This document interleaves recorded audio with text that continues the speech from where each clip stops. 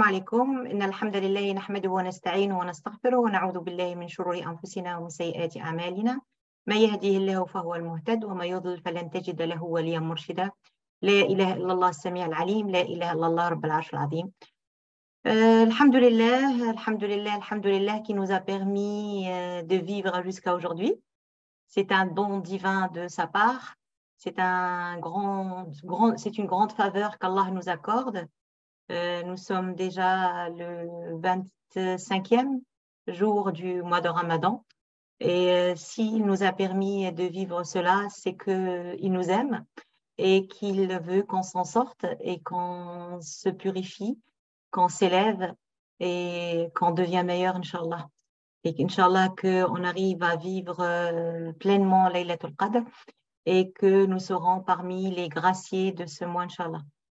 Donc voilà, ressentons déjà cette faveur qu'Allah nous accorde, la faveur de vivre ces jours bénis et ces moments très importants et qui sont d'une grande valeur.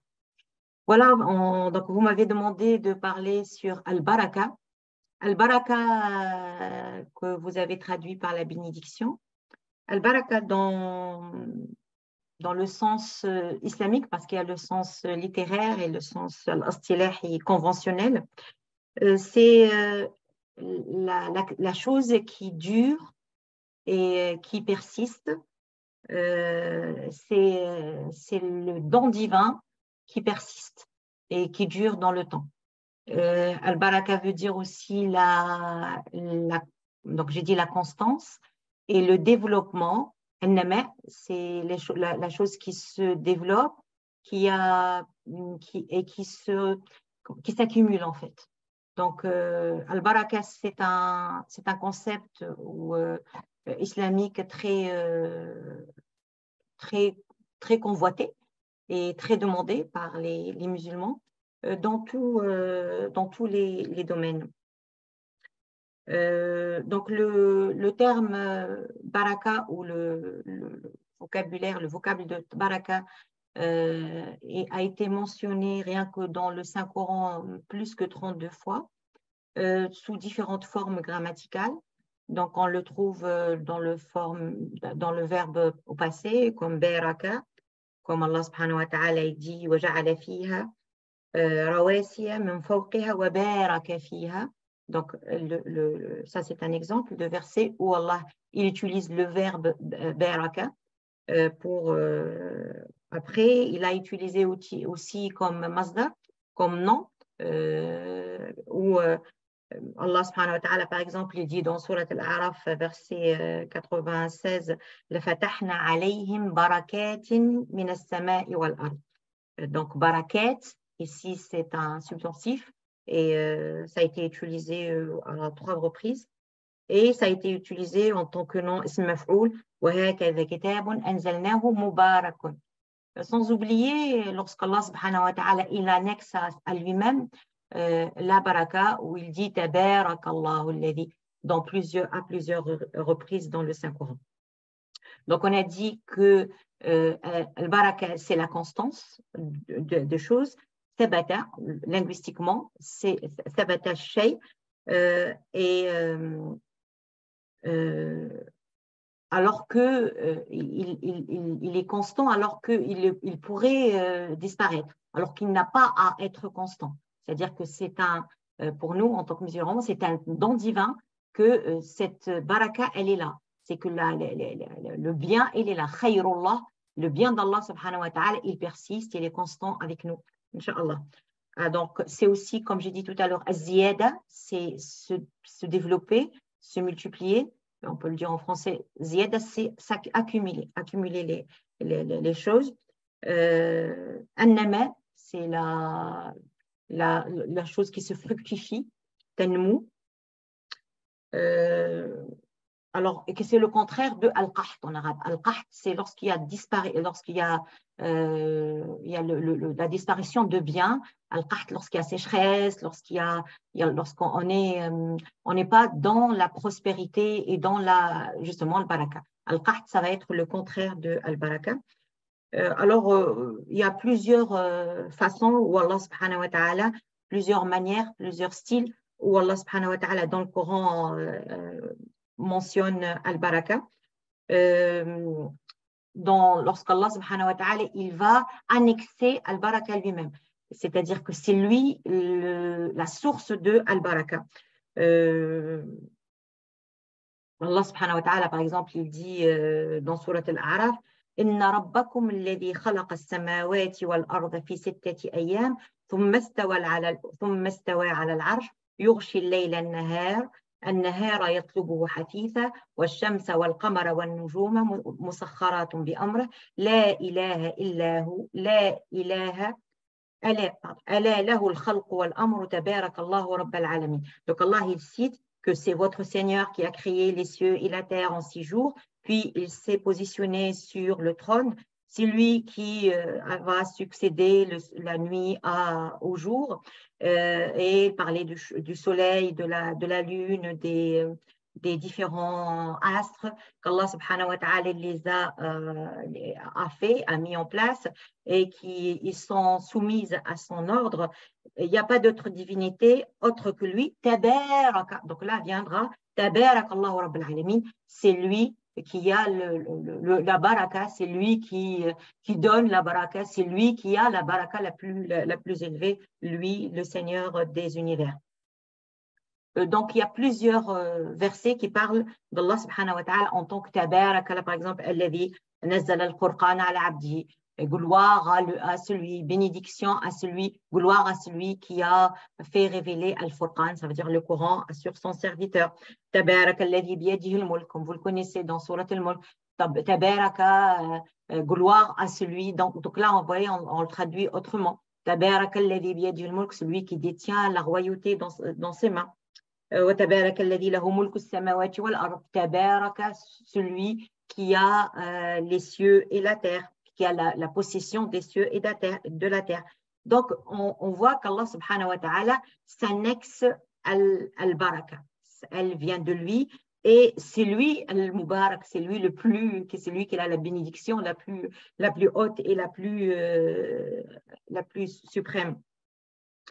Donc, c'est pour cela qu'il est capable, subhanahu wa ta'ala, de donner à Muhammad sallallahu alayhi wa sallam mieux que ce qu'on demandait à al-kuffar. Donc, les mécréants ont défié Rasul sallallahu alayhi wa sallam à ce qu'il lui donne des jardins et des rivières et qu'il lui donne des palais, ainsi de suite. Allah il leur a répondu تبارك الذي إذا شاء جعل لك خيرا من ذلك جنات تجري من تحتها الأنهار ويجعل لك قصورا. Gloire à celui qui est capable, s'il le veut, de donner meilleur que ça des palais et des rivières et des jardins dans le paradis les plus élevés, Inch'Allah. Donc, c'est pour cela donc on dit que la baraka elle a été annexée au nom d'Allah subhanahu wa ta'ala. Tabaraka asmu rabbika dhil jalali wal ikram. Gloire, tabaraka, la baraka est avec le nom de Dieu qui a la gloire et la majesté et qui est dans la générosité, si je peux le traduire comme ça. Donc là, on voit que ta'ala Allah, Allah subhanahu wa ta'ala est le plus haut et le plus élevé que tous les autres, que ces créatures, bien entendu. Donc, lorsqu'on dit tabaraka, c'est que sa baraka, elle a été manifeste et elle est, al-baraka, c'est l'excès dans le bien. C'est donner le bien avec abondance, c'est l'abondance du bien. Donc Allah subhanahu wa ta'ala, son nom, il est annexé à cette baraka qui lui revient et qui la donne à ses serviteurs. Donc, il y a Allah subhanahu wa ta'ala, il a caractérisé ou il a donné l'adjectif de baraka, il a caractérisé plusieurs muqaddasat, plusieurs choses sacrées, comme par exemple le Coran. Le Saint-Coran, Allah subhanahu wa ta'ala, il est parmi, bien entendu, parmi nos livres sacrés. Allah subhanahu wa ta'ala, il l'a caractérisé par al-baraka, où il lui a donné l'attribut, il a attribué par al-baraka lorsqu'il dit وَهَذَا كِتَابٌ أَنزَلْنَاهُ مُصَدِّقُ الَّذِي بَيْنَ يَدَيْهِ وَلْيُنذِرَ أُمُّ الْقُرَى وَمَنْ حَوْلَهَا. Donc, ceci, c'est un livre Mubarak, qui a la baraka. Musaddiqun, il donne, comment dirais-je, il vient pour certifier que ce qui a été révélé auparavant, il vient d'Allah subhanahu wa ta'ala, et pour avertir les gens de la Mecque et tous ceux qui l'entourent. Donc, هذا كتاب أنزلناه مبارك, il dit encore, ceci c'est un livre qu'on a révélé, il est mubarak, il a la baraka, donc on voit que Allah subhanahu wa ta'ala au début il parle de lui-même, il est la source de la baraka, il est la baraka, il la donne à ceux qu'il veut, Inch'Allah, qu'on sera parmi les gens qui auront ce privilège. Après, il nous parle du Coran, le Saint-Coran, il a la baraka, Mubarakun, Kitabun Mubarakun, wa hada dhikrun Mubarakun anzalnahu lahu, wa hada dhikrun Mubarakun anzalnahu فأنتم له منكرون. C'est un livre, c'est du dhikr, c'est un rappel que nous a Mubarak, que nous a béni, que nous avons envoyé. Est-ce que vous allez le refuter ou ne pas le reconnaître? Après, il nous parle que le Bayt al-Haram, c'est la maison sacrée d'Allah subhanahu wa ta'ala, et aussi Mubarak, et puisqu'Allah subhanahu wa ta'ala dit Inna awwala baytin wudi'a lin-nasi lilladhi bi Bakkata mubarakan wa hudan lil alamin. La première demeure qui a été mise, demeure dans le sens de demeure de Dieu, hein, la maison de Dieu.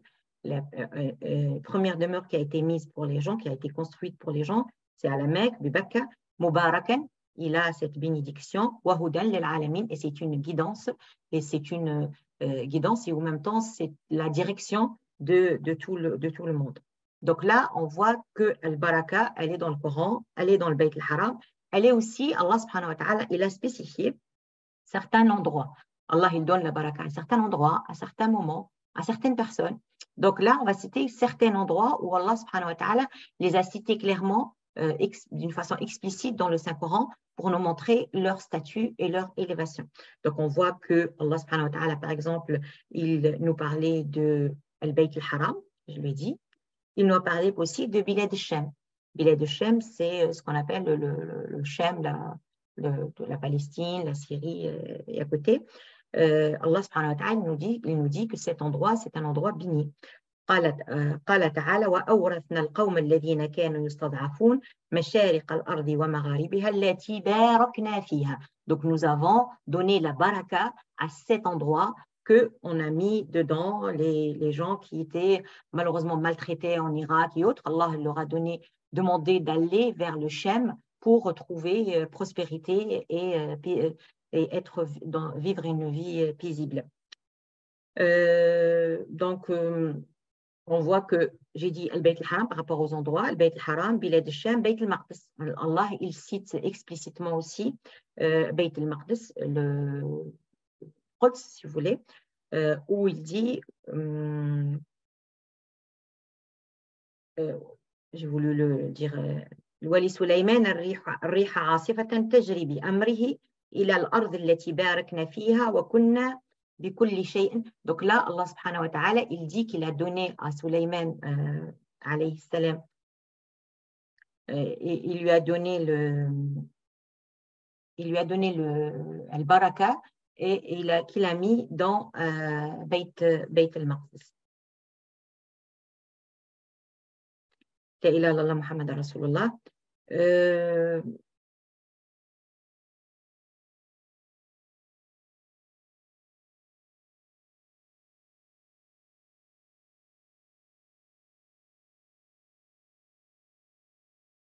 Donc j'ai dit le Bayt al-Haram, le Bilad al-Sham, Bayt al-Maqdis, autour de Masjid al-Aqsa. Il dit, subhanahu wa ta'ala, subhana alladhi asra bi'abdihi laylan min al-Masjid al-Haram ila al-Masjid al-Aqsa, alladhi barakna hawla. Donc qu'on a béni dans les alentours. Donc les alentours de Masjid al-Aqsa sont aussi en cette notion de al-baraka. Il y a aussi al-Buqa al-Mubaraka fi Sayna, où Allah subhanahu wa ta'ala, il avait invité Sayyidina Moussa alayhi salam. Donc, Moussa, donc Moussa, il a été appelé vers cet endroit qui est un endroit béni, comme dans la Mubarak, comme le dit Allah subhanahu wa ta'ala. Donc là, on voit que Allah lui-même, il a cette baraka, il est le détenteur de la baraka, il l'a donné à certaines choses qui sont sacrées, tellement le Saint-Coran, Al-Bayt al-Haram. Après, il les a donné à Bilad al-Sham, Al-Aqsa, Bayt al-Maqdis, et ainsi de suite. Donc, on voit que Allah subhanahu wa ta'ala, il nous parle aussi de Dua Salihin, l'invocation des personnes pieuses. L'invocation des personnes pieuses pour leur progéniture, pour leurs enfants, est très bénéfique. Très bénéfique. C'est pour cela qu'Allah subhanahu wa ta'ala nous dit que Sayyidina Ibrahim alayhi salam, il disait Rabbi habli min as-salihin. Donc Allah subhanahu wa ta'ala nous dit que Sayyidina Ibrahim, il avait imploré Allah subhanahu wa ta'ala pour qu'il lui donne des enfants, une progéniture. Et Allah subhanahu wa ta'ala, il lui a annoncé la bonne nouvelle d'avoir un enfant bienveillant. Et lorsque, donc là, il parlait de Sayyidina Ismaïl alayhi salam, et il parle de l'épisode avec Sayyidina Ibrahim lorsqu'il a atteint la maturité et qu'il lui a parlé de ce qu'Allah subhanahu wa ta'ala lui a révélé. Et en avançant dans les versets, on voit qu'Allah subhanahu wa ta'ala, il lui dit, il nous parle de وَبَارَكْنَا عَلَيْهِ وَعَلَى إِسْحَاقَ وَمِنْ ذُرِّيَّتِهِمَا مُحْسِنٌ وَظَالِمٌ لِنَفْسِهِ. Donc, وَبَارَكْنَا عَلَيْهِ وَعَلَى إِسْحَاقَ.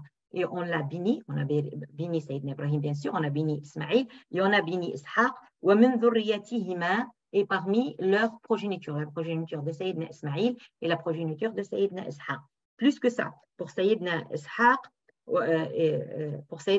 il va plus loin puisqu'il annonce dans le Coran qu'il va lui donner Ishaq, et Ishaq, il va avoir Yaqub, c'est annoncé dans le Coran. Et Yaqub, il va avoir une progéniture très large et très grande. Donc, et il lui a donné aussi le privilège à ce que les enfants les prophètes ne sont que les enfants, en fin de compte, de Sayyidina Ibrahim alayhi salam, de Sayyidina Ishaq ou de Sayyidina Ismaïl.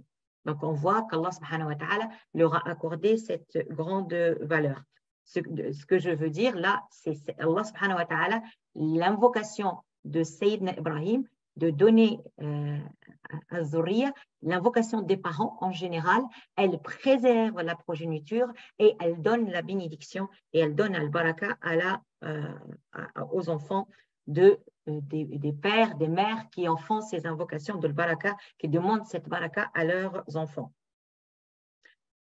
On voit que, vous voyez comment ça s'est passé avec Sayyidina Moussa alayhi salam, Muhammad alayhi salam, قال موسى لأهله إني آنست نارا سآتيكم منه بخبر.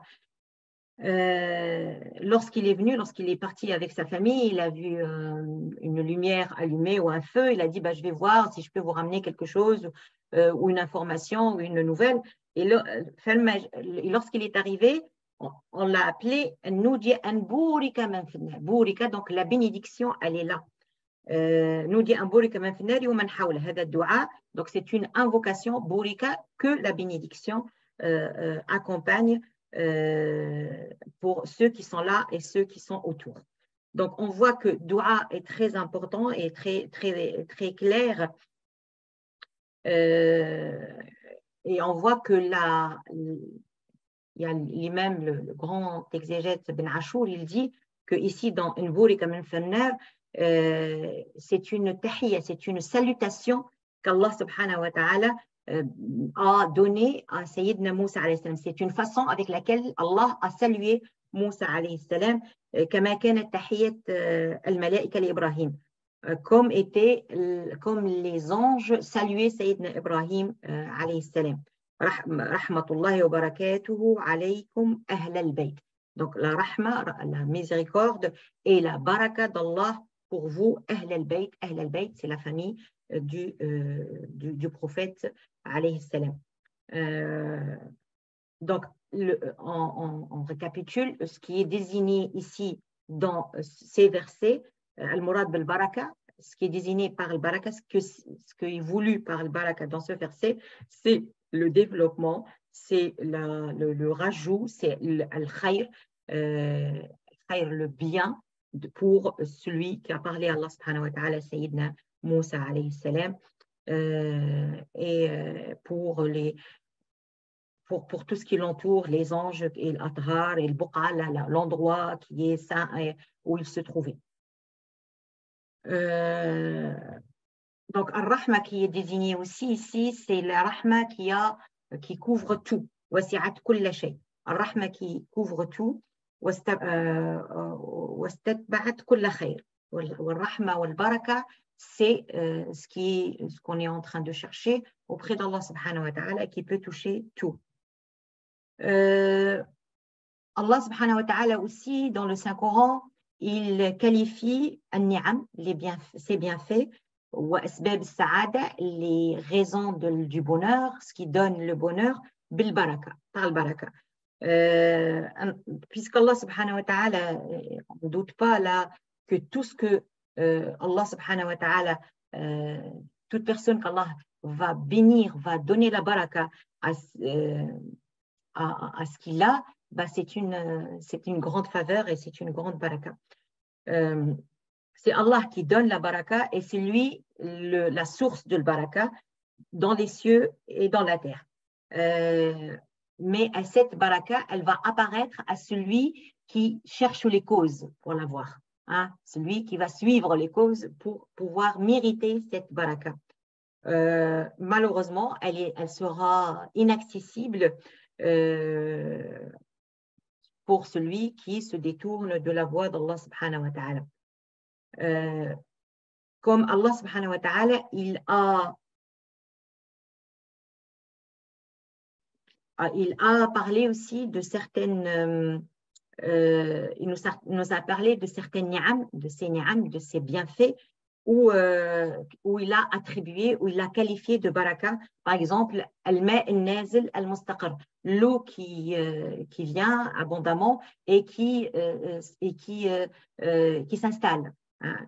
Alors Allah subhanahu wa ta'ala, il dit وَنَزَّلْنَا مِنَ السَّمَاءِ مَاءً مُبَارَكًا فَأَنبَتْنَا بِهِ جَنَّاتٍ وَحَبَّ الْحَصِيدِ. Nous avons fait descendre des cieux une eau, je vais pas dire pluie puisqu'il parle de main, une eau bénite avec une bénédiction, et on a alors, grâce à cette eau qu'on a donnée par notre bénédiction, fait pousser des jardins et des graines et ainsi de suite.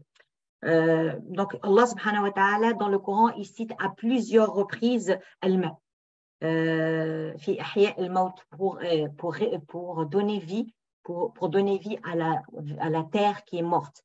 La terre, l'eau elle vient et voilà, on voit que l'ardu ihtazzat wa rabat, elle va se soulever, elle va se développer et elle va permettre aux plantes de pousser. Donc, il y a plusieurs versets qui nous parlent de l'eau qui va redonner la vie à la terre, et il nous parle de plusieurs, et qui va faire sortir athamarat, les fruits, qui va sortir an-nabat, toutes les végétations. Donc, nous avons dans Surat al-An'am, dans Surat al-Baqarah, dans Surat al-Baqarah encore.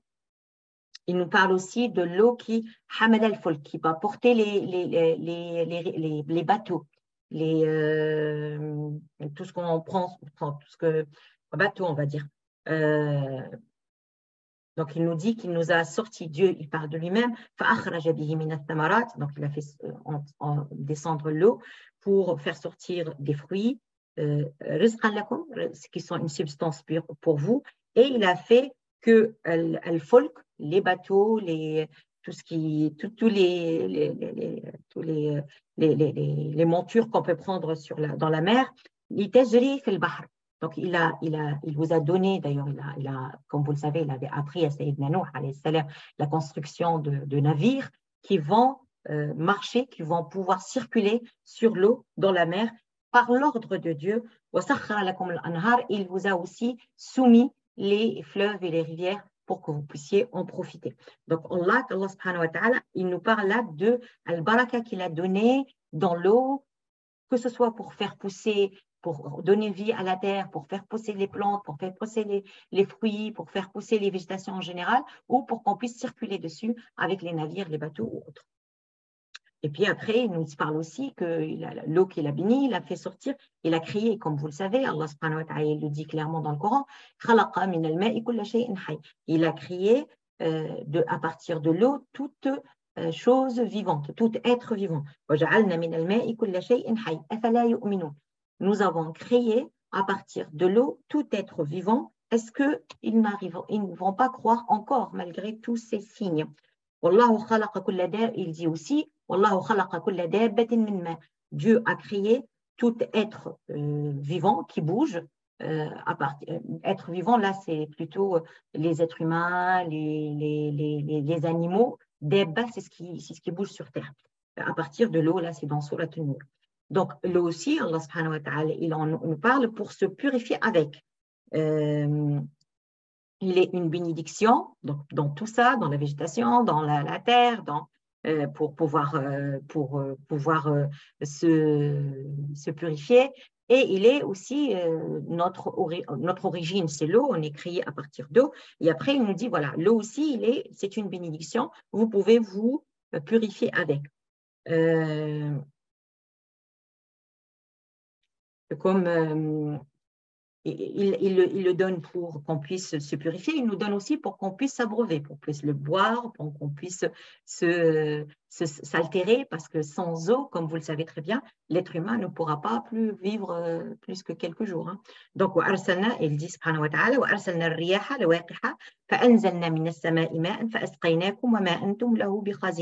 donc Allah subhanahu wa ta'ala, il nous montre comment le dispositif se fait, comment Allah il va donner la pluie en envoyant une vent qui est bénéfique, le vent qui va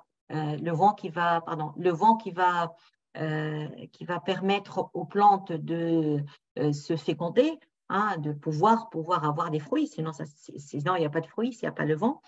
Et après, nous avons fait descendre du ciel une eau avec laquelle nous vous avons abreuvé et voilà. Et elle ne peut pas rester en vous, elle va sortir et on aura besoin encore de l'eau pour qu'on puisse se voir.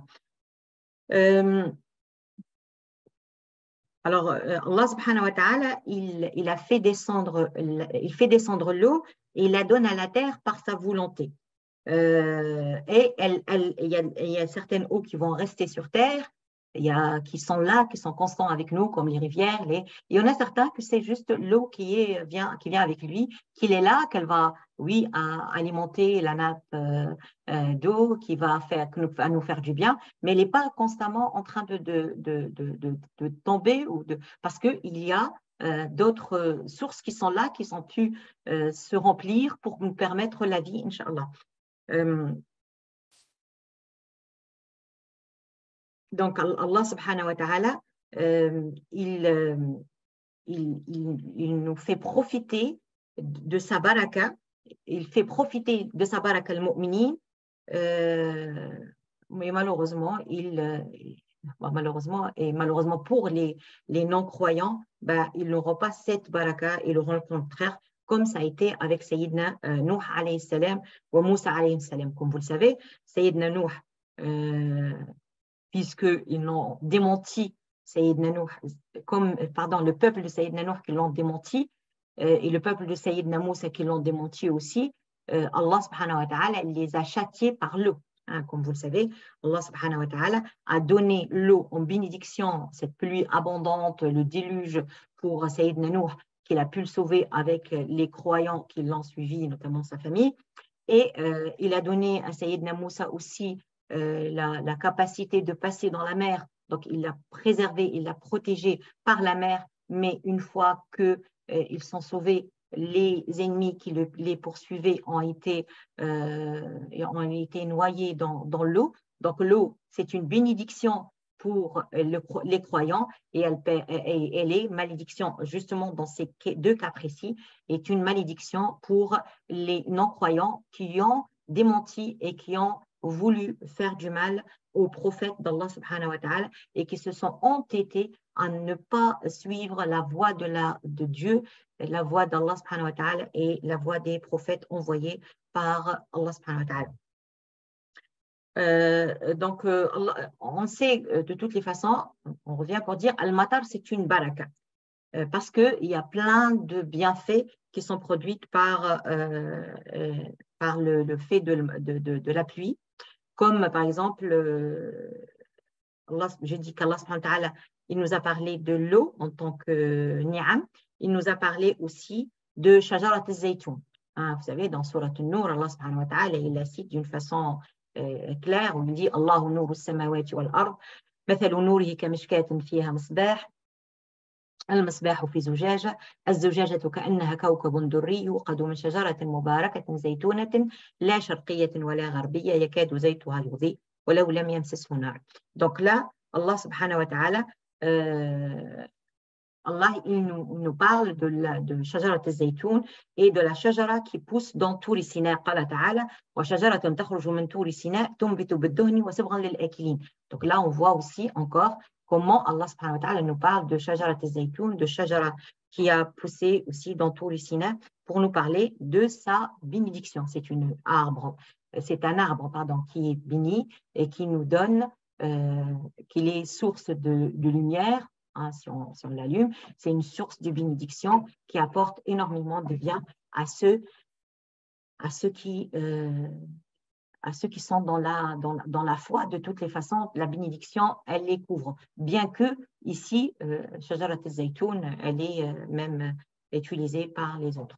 Donc là, on arrive à d'autres aussi manifestations de baraka qu'Allah subhanahu wa ta'ala mentionne dans le Saint-Coran. Il nous mentionne Laylatul Qadr. Vous le savez très bien. Alhamdulillah, peut-être qu'on l'a vécu, peut-être qu'on la vivra demain, Inch'Allah, ou la nuit du 29, le jeudi. Donc, Allah subhanahu wa ta'ala, il nous mentionne d'une façon aussi claire que Laylatul Qadr est une Layla Mubaraka.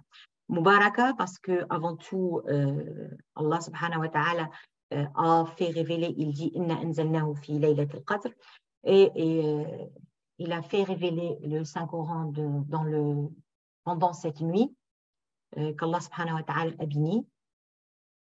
Excusez-moi. Donc,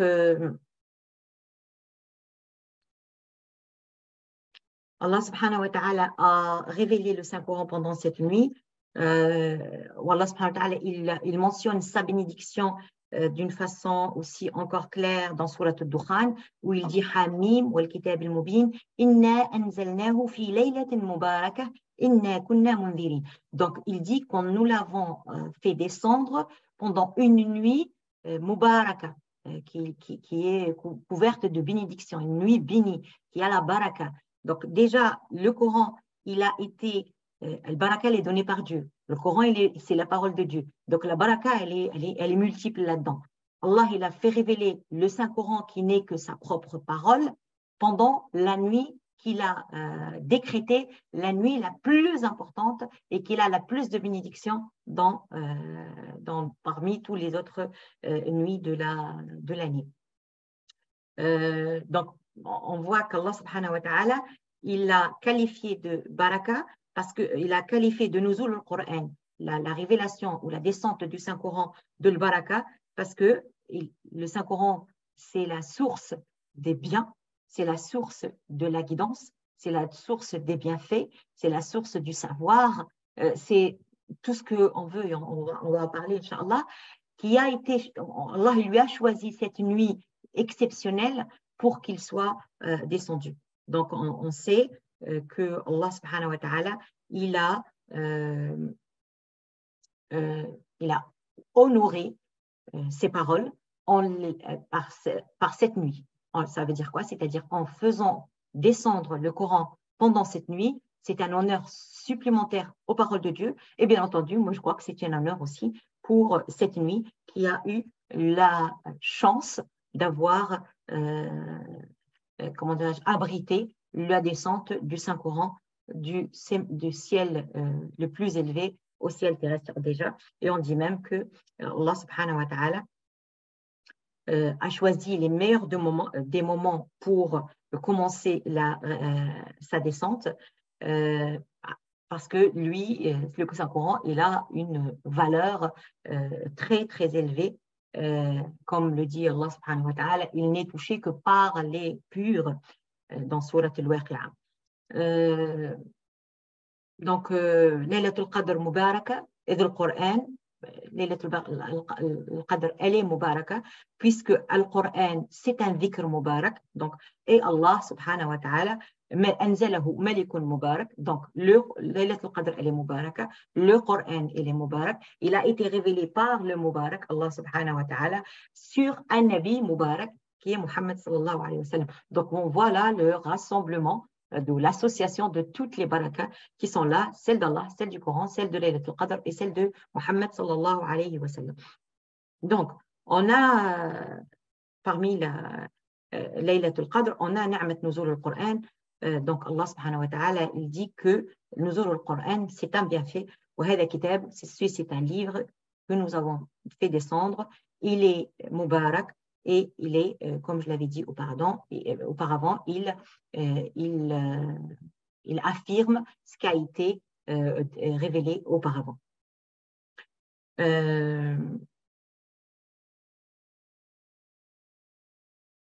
Donc, il y a un grand savant qui dit que ce verset, donc cher Shanqiti, ce verset, il a conclu, il a rassemblé ce qu'Allah subhanahu wa ta'ala a révélé dans le Saint-Coran, min al-huda, parmi la guidance, il est vers les meilleurs des chemins et la plus juste, la plus correcte.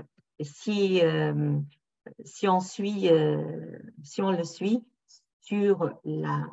avec la meilleure des manières, on aura tout le Coran dans le Coran al-Azim, parce qu'elle contient tout ce qu'il a comme bien pour cette vie ci-bas. Le Coran contient tout ce qu'il y a comme bien dans cette vie ci-bas et dans l'au-delà. La salutation des musulmans est as-salam. Parmi les bienfaits moraux qu'Allah subhanahu wa ta'ala nous donne, bil baraka, c'est as-salam. Lorsqu'il nous dit, si vous rentrez, فإذا دخلتم بيوتا فسلموا على أنفسكم تحية من عند الله مباركة طيبة. Si vous rentrez dans des demeures, alors saluez-vous vous-même une salutation qui vient de Dieu qui est mubaraka tayyiba, et qui est bonne. كذلك, ainsi Allah subhanahu wa ta'ala, il vous montre les signes, ainsi nous arriverons à méditer et à comprendre. Donc Allah subhanahu wa ta'ala a appelé cette salutation c'est une salutation qui est complète en fait, qui est complète, qui est globale, elle est complète, elle contient qui appelle, elle est bonne, elle appelle à l'abondance, elle appelle Dieu à nous donner l'abondance, al-baraka, al-wafra. Donc c'est une mubaraka. Allah subhanahu wa ta'ala, il nous appelle à se saluer de la sorte. Et c'est justement, c'est la tahiyya, c'est la salutation des gens du paradis. Ceux qui ont cru et qui ont fait les bonnes actions, les bonnes œuvres, Dieu les guide par leur foi. Et Allah subhanahu wa ta'ala, il leur donne le bien, il leur donne les paradis et leur salutation, les gens du paradis, leur invocation pendant le paradis, c'est subhanak wa tahiyyatuhum, et leur salutation fiha salam. Et lorsqu'ils invoquent les derniers mots, les dernières paroles qu'ils disent, ou la dernière invocation qu'ils disent, c'est la louange de Dieu. Et on dit aussi que cette salutation, c'est tahiyyat, c'est la salutation des anges purs qui sont les habitants de l'Jannah. As-salam aussi, tahiyyat, c'est la salutation des croyants, min Allahi, de Allah, au paradis, le jour qu'on va le rencontrer. Donc Allah subhanahu wa ta'ala le jour qu'on va le rencontrer, on va être salué. تحيتهم يوم يلقونه سلام وأعد لهم أجرا كريما. Donc Allah va nous saluer par ce salam et par cette baraka, Inch'Allah, lorsqu'on le rencontrera, Inch'Allah, au paradis. Ouais, salam aussi, c'est la salutation des gardiens du paradis parmi les anges, les Ahl al-Jannah. C'est pour les gens qui sont destinés au paradis. Donc, les anges gardiens du paradis vont saluer les croyants qui vont rentrer au paradis. Les gens du paradis, ils vont les saluer par As-Salam. وقال لهم خزنتها سلام عليكم طبتم فادخلوها خالدين. Donc là, si on veut expliquer un petit peu, c'est quoi cette salutation? C'est d'être, Inch'Allah, préservé de tout mal et d'être en sûreté et d'être en sécurité de toute transgression. Et c'est une authenticité dans l'invocation qui n'a pas d'équivalent dans d'autres formes de salutation. Donc dans le Coran, il y a plusieurs endroits, plus que plusieurs endroits, plusieurs choses, je dirais, que la baraka est mentionnée. Dans le Saint-Coran, elle est annexée ou elle est dans plusieurs domaines plutôt. Donc, elle est citée dans plusieurs domaines dans le Saint-Coran, comme par exemple Asma Allah wa Sifatu. Les noms d'Allah subhanahu wa ta'ala et ses attributs, ils sont annexés à la baraka. Donc, comme on dit, Tabaraka Smullah, tout à l'heure. Tabaraka, le nom d'Allah subhanahu wa ta'ala. Inna rabbakum alladhi khalaqa, votre Seigneur qui a créé les cieux et la terre, c'est Tabaraka Rabbal Alamin. Tabaraka, c'est lui qui a cette baraka. Donc, Tabaraka Allahu Rabbal Alamin. Donc, pour montrer l'unicité de la seigneurie de Dieu, Ar-Rububiyyah, Allah, il mentionne cette baraka et cette bénédiction. C'est à lui que revient la création et la gestion des choses. Donc, il y a plusieurs endroits, il y a qui nous montrent comment ce tabaraka, il est avec le nom d'Allah subhanahu wa ta'ala et avec ses noms et tous ses noms et ses attributs. Il est aussi tabaraka ismu rabbika dhil jalali wal ikram. Tabaraka, le nom de Dieu qui a la majesté et qui a la générosité. Tabaraka, donc tabaraka, il y a le sens quels sont lorsque c'est annexé à Dieu, qu'est-ce que ça signifie exactement? Ça veut dire que son nom, il est constant et il est constant et il est toujours là. Il est fixe. Et ça veut dire aussi le bien, il est persistant chez lui, il est constant chez lui, parce que la bénédiction,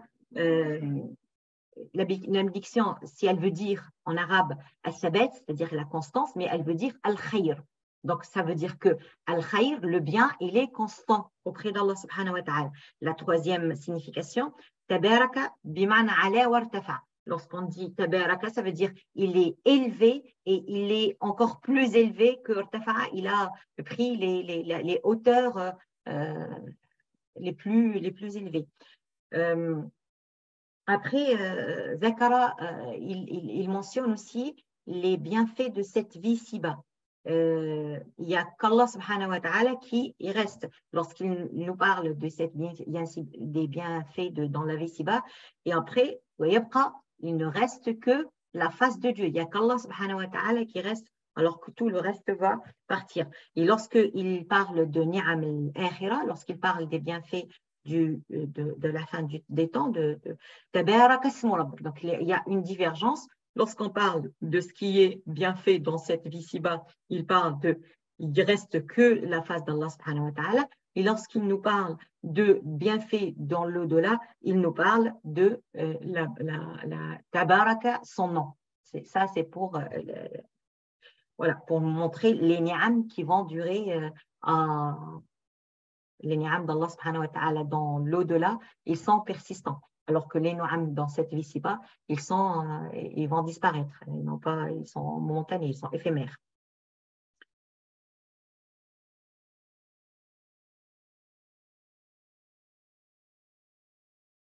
Donc après, Allah subhanahu wa ta'ala, lorsqu'il parle de son livre, et qu'il dit وَهَذَا كِتَابٌ أَنزَلْنَاهُ مُبَارَكٌ.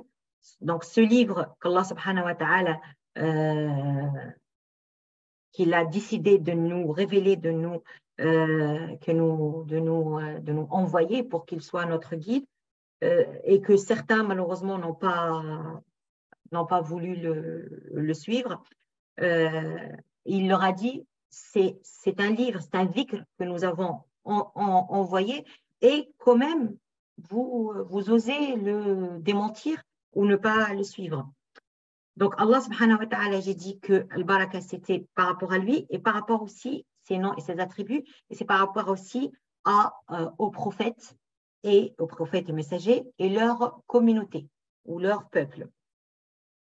Il y en a parmi les domaines de Al-Baraka que le Coran en parle, dans le Coran, qu'Allah subhanahu wa ta'ala en parle dans le Coran, lorsqu'il parle sur les prophètes et les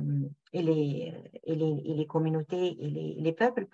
Il y a des prophètes qui sont cités spécifiquement avec al-baraka. Donc Allah subhanahu wa ta'ala, il a choisi, il a élu des anges, il a élu des prophètes parmi les gens pour justement être les plus élevés auprès de lui. Parce que les prophètes, ils sont le sommet de la guidance, le sommet de salah, de la droiture, et c'est en eux que se rassemble aussi al-baraka d'Allah subhanahu wa ta'ala. C'est ce qu'on croit. Mais comme je viens de dire, le Coran, dans ses utilisations, il nous a mentionné certains prophètes, pas tous, bien que nous, dans notre croyance, nous croyons que tous les prophètes ont cette baraka et que tous les prophètes sont le sommet de la pratique et de l'élévation. D'accord? Donc, Allah nous a cité, par exemple, Sayyidina Nuh, là où Sayyidina Nuh, alayhi salam, il a été cité spécifiquement pour parler de sa baraka. Il a été cité comment Allah subhanahu wa ta'ala l'a soutenu pour qu'il puisse vivre une aventure spécifique après que malheureusement son peuple n'a pas voulu le suivre pendant des centaines d'années, et que après cela, lorsqu'il est arrivé à une complète certitude que plus personne ne croira et ne suivra la voie d'Allah subhanahu wa ta'ala, Allah subhanahu wa ta'ala, il a voulu sauver les croyants, sauver Nuh, notamment Nuh, et ceux qui l'ont suivi, et faire disparaître et anéantir ceux qui n'ont pas suivi, et ceux qui n'ont rien fait autre que se moquer de lui et de sa mission et de son message. Donc Allah subhanahu wa ta'ala, il y a beaucoup de versets, je ne vais pas tout citer, il y a beaucoup de versets qui nous parlent de cette baraka qu'Allah subhanahu wa ta'ala a donné à Sayyidina Nuh, notamment lorsque Sayyidina Nuh, Allah subhanahu wa ta'ala, il lui a bien sûr appris à faire cette invocation. Il dit Rabbi anzilni munzalan mubarakan wa anta khayrul munzilin. Seigneur, fais-moi atterrir dans un endroit béni, et tu es le meilleur qui pourra me faire atterrir dans un endroit où il y aura ta bénédiction. Après, Allah subhanahu wa ta'ala, une fois que le déluge est fini, qu'il a fait absorber l'eau par la terre, et il lui a dit Qila ya Nuh, donc ya Nuh, voilà, ihbat bi salamin minna wa barakatan alayk wa ala umamin mimman ma'aka wa umamin sanumatti'uhum thumma yamassuhum minna adhabun alim. Donc il lui a dit ô Nuh, descends avec paix et bénédiction de notre part pour toi et les communautés et les gens qui sont avec toi et des communautés qu'on va les faire profiter de notre bienfait. Et puis après, malheureusement, ceux qui vont suivre et il y a ceux qui ne vont pas suivre, et ainsi de suite. Donc, le verset continue. Mais là, ce qui nous intéresse ici, c'est justement comment Allah subhanahu wa ta'ala a annexé le baraka à Sayyidina Nuh alayhi salam. Et après, il lui a donné une autre baraka, c'est qu'il a fait en sorte que sa progéniture, rien que sa progéniture, qui vont rester sur terre. Donc, il a fait de Nuh comme un petit Adam. Donc, Adam, c'était le premier, et que c'est ses enfants qui sont développés sur terre. Et après, bon, avec le déluge, il n'y aura plus personne autre que la descendance, parce que tout le monde va disparaître, il ne restera que la descendance de Sayyidina Nuh alayhi salam. Après, il nous a parlé aussi d'une façon explicite de la bénédiction de Sayyidina Ibrahim et ses enfants et sa progéniture. Donc, Salamun ala Ibrahim, paix sur Ibrahim, et il lui a, et lorsqu'Allah subhanahu wa ta'ala, il lui a annoncé la bonne nouvelle d'avoir l'enfant Ishaq, qui sera aussi Nabiyan, Allah il le cite exactement Nabiyan min as-salihin, qui sera prophète. Et puis Allah il dit wa barakna alayhi wa ala Ishaq, nous lui avons accordé la baraka, lui et Ishaq. Donc barakna alayhi, on voit comment Allah subhanahu wa ta'ala il a mentionné Sayyidina Ibrahim, et il a dit aussi clairement que toute la famille de Sayyidina Ibrahim, Salamun ala Ibrahim, كذلك نجزي المحسنين, que Ahl al-Bayt sont dans la bénédiction d'Allah subhanahu wa ta'ala. وباركنا عليه في تكثير الذرية. Donc Allah subhanahu wa ta'ala il a donné la bénédiction à Sayyidina et la baraka à Sayyidina Ibrahim alayhi salam, en la donnant à son fils, en lui donnant beaucoup de progéniture et beaucoup d'enfants. Après, il y a la baraka de Sayyidina Isa aussi, qui est mentionnée d'une façon claire et nette dans le Coran, où Allah subhanahu wa ta'ala, il dit وَجَعَلَنِي, lui-même, lorsqu'il a fait parler, lorsqu'il était dans le berceau, وَجَعَلَنِي مُبَارَكًا أَيْنَمَا كُنْتُ. Allah a fait que je sois mubarak, que j'ai cette baraka, j'ai cette bénédiction. Là où je me trouve, il m'a demandé, il m'a conseillé d'être de faire la prière et de faire l'aumône, de faire zakat, tant que je suis vivant. Donc, les savants ont parlé de cette baraka qu'Allah subhanahu wa ta'ala, qu'a donné Allah subhanahu wa ta'ala à Sayyidina Isa. C'est le fait cette baraka, c'est le fait d'ordonner le bien et de conseiller le mal, et d'être bénéfique là où il se trouve. Hein, d'être bénéfique là où il se trouve, là où il se dirige. Il y a un exégète Mujahid qui dit qu'il est mu'alliman lil khayr, qu'il est un enseignant du bien, et un autre Ata, il dit lorsque lui il parle de lui-même Mubarakan, ça veut dire j'appelle à Allah subhanahu wa ta'ala, j'appelle à l'unicité de Dieu, j'appelle à adorer Allah j'appelle les autres à adorer Allah subhanahu wa ta'ala en unique. Et il est aussi, sa bénédiction, dit un autre savant, al-Dhahhak, c'est qada al-hawa'ij, c'est qu'il est capable de servir les autres. Il sert les autres. Alors, il est source de bénédiction pour tous ceux qui le suivent, comme il a dit. Mubarakun ala man tabi'ani. Il est aussi, comme il dit, al-baraka, il va orienter celui qui est perdu, il va défendre celui qui subit une injustice, il va secourir celui qui est dans la nécessité, ainsi de suite. Donc, c'est quelqu'un qu'Allah subhanahu wa ta'ala, il va transmettre la révélation, il va transmettre le message d'Allah subhanahu wa ta'ala pour aider les gens, pour guider les gens vers la meilleure des voies, et pour les aider à dominer leurs plaisirs et leurs désirs, et prendre les moyens à suivre la voie qui va les amener vers le bonheur total. Et lorsqu'Allah subhanahu wa ta'ala il dit وَجَعَلَنِي مُبَارَكًا, c'est au passé en fait. Il a fait que je sois il a fait que je sois Mubarak déjà depuis. Pourquoi? Parce que dans le qada al-mahtoum, dans la science, dans la connaissance divine, déjà auparavant, Allah avait décidé que Sayyidina Isa alayhi salam soit Mubarak alayhi salam.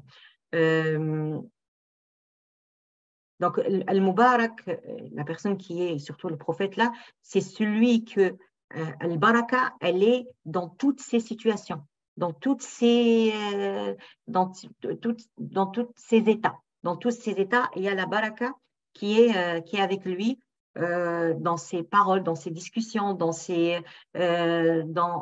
toutes les situations. Allah subhanahu wa ta'ala lui accorde cette Baraka pour voilà, transmettre son message, pour faire le bien. Donc, al-baraka, wal-khayr, wal-yum, al-baraka, le bien, la prospérité, ça vient d'Allah subhanahu wa ta'ala, l'a donné à Sayyidina Isa, puisqu'on parle, les bénis, et il a donné à Sayyidina Isa, et il a donné à tous les prophètes, tous les prophètes en général, et tous les bénis Israël. Et Sayyidina Isa lui-même, il a été envoyé en tant que rahma, en tant que miséricorde, et en tant que baraka pour les bénis Israël, pour leur faciliter un petit peu leur vie, pour leur rendre licite des choses qui ont été déjà illicites lorsqu'ils étaient entêtés, ils se sont entêtés avec Sayyidina Moussa alayhi salam. Donc, il est venu pour leur faciliter leur pratique, leur vie, et pour les appeler à la bonne conduite, aux bonnes mœurs, au bon comportement, après que leurs cœurs se sont endurcis et qu'ils ont changé de leur religion, de la religion que leur a transmise Sayyidina Moussa alayhi salam. Donc, Al-Mubarak, c'est celui qui est bénéfique, c'est celui qui guide, c'est celui qui aide, celui qui ordonne le bien, qui déconseille le mal, celui qui appelle à la vérité, qui appelle à l'unicité. Et Isa alayhi salam était clair dans tout ça, et il avait la barakat wadiha, c'est-à-dire il avait la bénédiction, al-baraka qui était claire dans sa vie. Il leur informait de ce qu'ils mangeaient, de ce qu'ils conservaient dans leur maison. Il avait la possibilité, bien entendu, par la volonté de Dieu, de guérir, de soigner le lépreux, le muet, avec la volonté de Dieu. Il redonnait par la volonté de Dieu aussi la vie aux personnes mortes. Il appelle les morts et ils vont sortir et ils sortent de leur tombe. Et Allah subhanahu wa ta'ala, il lui a fait aussi descendre la table servie. On a une sourate déjà, la sourate, elle est au nom de cette table servie du ciel carrément, pour qu'elle soit, comme il a demandé, qu'elle soit une jour de fête pour nos premiers, nous et les derniers dans notre communauté. Donc, quelle bénédiction encore plus forte que ce qu'Allah subhanahu wa ta'ala a accordé à son nabi, à son prophète bien élevé et bien aimé.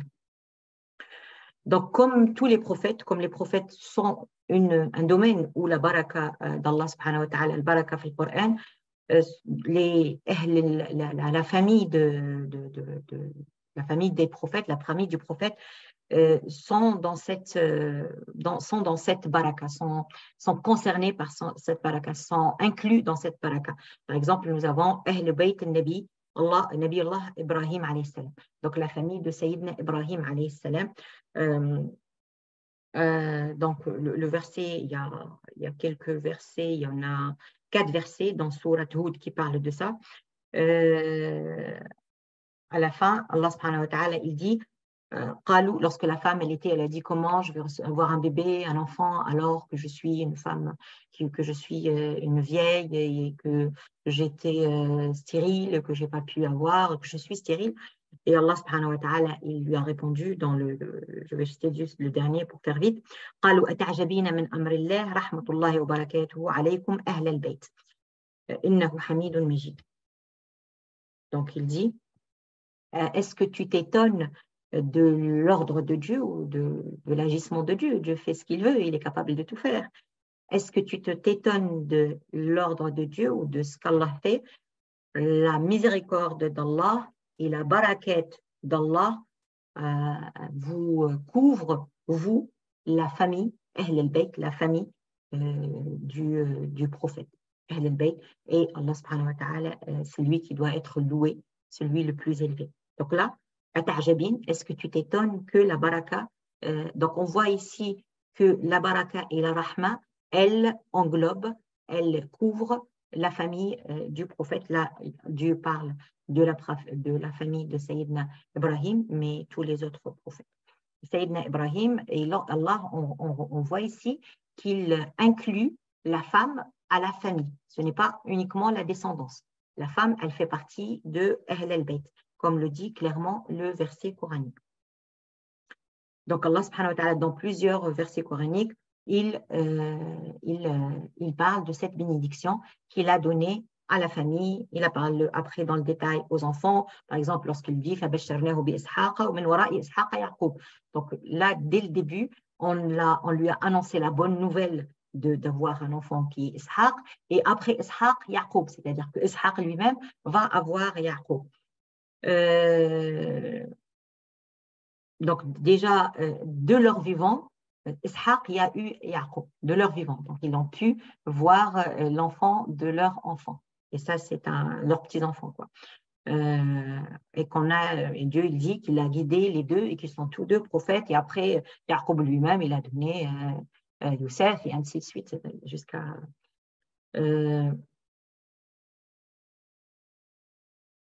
comme nous, vous le savez, Sayyidina Allah subhanahu wa ta'ala, il dit dans le Coran, wa rahmatullahi wa barakatuhu alaykum ahl al-bayt innahu hamidun majid. Donc, les compagnons de Muhammad sallallahu alayhi wa sallam, donc vous avez la rahma et la baraka, alaykum pour vous, la famille. Alors, les compagnons du prophète sallallahu alayhi wa sallam, ils ont demandé, ils ont posé la question, il est le hamid, il est loué dans tout ce qu'il fait, Allah subhanahu wa ta'ala. ومحمود ولهذا يعني lorsqu'on Allah subhanahu wa ta'ala il nous a appris par l'intermédiaire dans comment on salue le prophète sallallahu alayhi wa sallam, on le salue en saluant toujours Sayyidina Ibrahim alayhi salam. Allahumma salli ala Muhammad wa ala Muhammad kama sallaita ala Ibrahim wa ala Ibrahim wa barik ala Muhammad wa ala Muhammad kama barakta ala Ibrahim wa ala Ibrahim. Donc là on voit que le dhikr de Sayyidina Ibrahim, il ne s'arrête pas. Il ne s'arrête pas avec la fin de la vie et de la mission de Sayyidina Ibrahim. Il continue même avec Sayyidina Muhammad sallallahu alayhi wa sallam. Les bénédictions reviennent toujours et les salutations et les prières pour Sayyidina Ibrahim alayhi salam. Et ça, c'est parmi le baraka que Dieu lui a donné. Allah subhanahu wa ta'ala, comme il a donné des endroits, j'avais cité tout à l'heure, si vous vous rappelez, le Masjid al-Haram, l'Aqsa, le Masjid Bilad al-Sham, ainsi de suite. Il nous a donné aussi des moments qui sont mubaraka, des azmina mubaraka.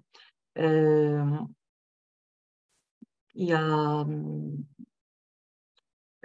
par exemple, on a vu Laylat al-Qadr. Laylat al-Qadr, c'est un moment pendant le mois de Ramadan où Allah subhanahu wa ta'ala, il a béni, il a donné la bénédiction de dans cette Shahr Ramadan, il fait le Coran. Il y a plusieurs savants qui ont interprété tout ça. Le verset coranique dit Inna anzalnahu fi laylatin mubarakah. Donc c'est une déclaration claire qu'Allah subhanahu wa ta'ala et tous les savants s'accordent à dire que cette layla mubarakah, c'est Laylatul Qadr.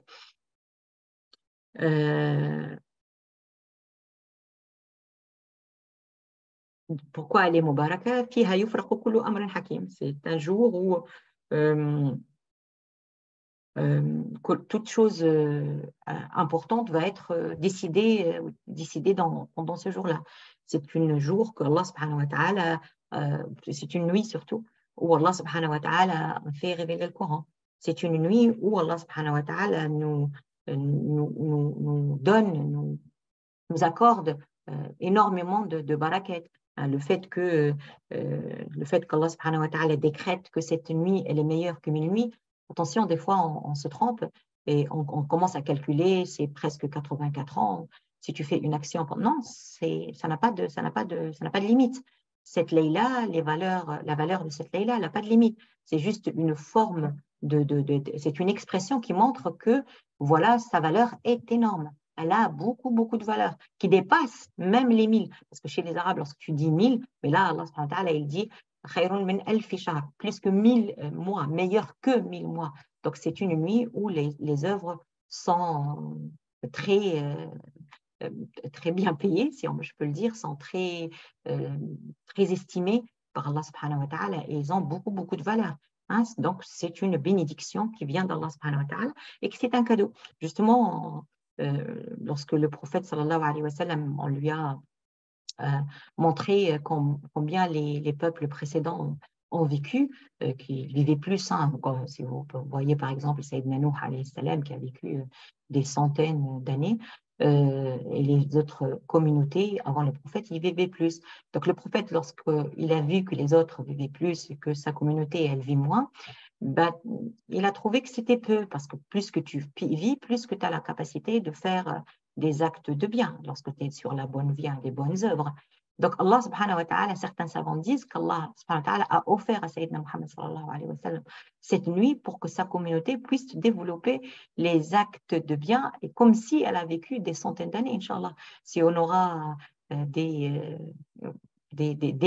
je ne vais pas dire de chiffres, des ramadans et des ramadans et des ramadans encore à vivre, et qu'on essaie de tirer, Inch'Allah, un maximum de profit, ben c'est comme si on a vécu des milliers d'années, Inch'Allah, parce que les actions vont valoir énormément, Inch'Allah. Donc, déjà, j'ai dit que Laylat al-Qadr, c'est un moment, pardon, qui est très, très important. Il y en a d'autres. Mais Ramadan en lui-même, c'est un mois béni. Vous le savez très bien qu'une action, elle vaut énormément. Un acte obligatoire, tu fais Dhuhr, par exemple, on a fait Dhuhr tout à l'heure, c'est comme si tu as fait 70 Dhuhr en dehors du mois de Ramadan. Si tu fais 2 raka'at après, c'est comme si tu as fait un acte obligatoire en dehors. Et un acte obligatoire, il vaut bien entendu plus qu'un acte surrogatoire. Donc on voit que Allah subhanahu wa ta'ala, et moi je dis toujours que c'est une marque d'amour, c'est un signe d'amour qu'Allah subhanahu wa ta'ala envoie à ses créatures, aux croyants notamment, c'est que voilà, il nous donne des opportunités, il nous tend la perche à chaque fois, il nous donne des moyens, il donne des moments, il nous donne des endroits où les actes peuvent se développer, se multiplier pour qu'on puisse avancer vers lui, parce que Allah ne cherche rien d'autre que de nous pardonner et que de nous faire accéder au paradis, Inch'Allah. Donc, restons sur cette voie pour pouvoir profiter de tout cela à longueur de notre vie. À longueur de notre vie, Allah nous donne des opportunités pour se rattraper, des opportunités pour effacer nos péchés, des opportunités pour nous développer nos hasanat et nos bonnes œuvres, Inch'Allah. Qu'Allah subhanahu wa ta'ala nous facilite. Donc déjà, j'ai dit Laylatul Qadr, c'est un moment béni. Et le mois de Ramadan, dans sa totalité, c'est un mois béni, déjà parce qu'il contient Laylatul Qadr, et en dehors, déjà, tous les autres jours, 29 ou 28 autres jours et nuits, sont source de bénédiction. D'ailleurs, comme vous le savez, comme le dit Rasul sallallahu alayhi wa sallam dans un hadith, celui qui jeûne le mois de Ramadan par foi, sa foi qui le pousse à le faire, et par attente de la récompense d'Allah subhanahu wa ta'ala, Dieu lui effacera les péchés déjà commis, les péchés passés. Et celui qui veille le mois de Ramadan, c'est-à-dire qui lit le Coran, qui prie, ça ne veut pas dire qu'il va veiller toute la nuit, il peut veiller une partie, un tiers, 2 tiers, selon ce qu'il peut. Par cet iman al-wahtisab, toujours, parfois, c'est la foi qui le pousse à le faire, ce n'est pas pour faire comme les autres ou pour paraître ou autre. Attention à l'intention toujours. Donc Allah subhanahu wa ta'ala, lui, effacera tous ses effets, tous ses péchés précédents. Donc on a les opportunités se multiplient pour qu'on puisse se rattraper. Jusqu'à la fin des jours là, du mois de Ramadan, on a encore celui qui va veiller la nuit du destin, pardon, Allah lui effacera encore celui qui le fait. Iman al-wahtisab, même toujours la condition, parfois et par attente de la récompense d'Allah subhanahu wa ta'ala, Dieu lui effacera les péchés qui ont tous ses péchés précédents. Donc là, c'est des moments propices qu'Allah subhanahu wa ta'ala nous a offert. C'est un cadeau qu'Allah subhanahu wa ta'ala nous a offert pour qu'on puisse se rattraper et développer notre compte Hasanat, Inch'Allah. Donc, j'ai dit qu'il y a des moments qui sont bénis, qui sont source de bénédiction, et il y a des endroits, vous le savez, des endroits où Allah subhanahu wa ta'ala a donné beaucoup de baraka. Mais sachant déjà que toute la terre, comme Allah subhanahu wa ta'ala le dit dans le Saint-Coran, toute la terre, Allah subhanahu wa ta'ala l'a bénie. Il lui a donné sa bénédiction. Allah subhanahu wa ta'ala, il dit dans un verset dans Surat Fussilat, qu'il a créé, vous êtes en train de ne pas, vous ne croyez pas à celui qui a créé la terre en 2 jours et vous lui donnez des équivalents, alors que lui, c'est le Seigneur des univers. Et il a fait, il y a une description, comment il a mis la terre, il a mis les montagnes, et qu'il a après, et ce qui nous intéresse là dans ce verset, وَبَارَكَ فِيهَا. Et il lui a donné cette bénédiction, et il a donné la bénédiction et il a décrété les subsistances en 4 jours, les 4 jours qui restent.